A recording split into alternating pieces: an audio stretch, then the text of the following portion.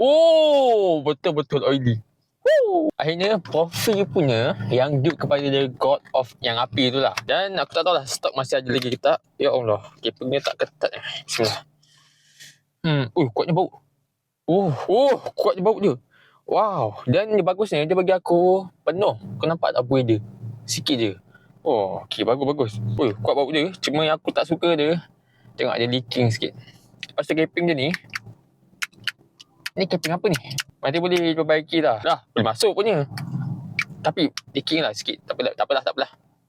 Bila check, okay, thermostat pressurize biasa punya. Oh, dekat Profi punya JOF ni kan, dia punya buah halia dia ada naik sikit tau. So dia punya buah halia dia ada sikit-sikit pedas macam tu. Tapi at the same time, dia punya buah mangga dia ada. Cuma mangga dia bagi aku sedikit berlemak, tapi lebih ke arah manis tropical. Nak kata juicy ada. Elemen-elemen macam mangga yang juicy, yang berair tu ada.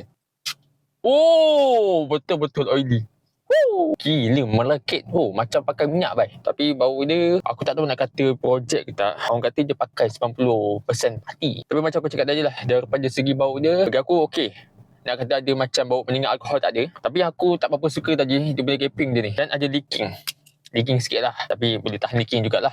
Harap boleh diperbaiki pada masa akan datang. Dan itulah aku punya pandangan dan pendapat aku tentang dupe god of daripada Profi ni.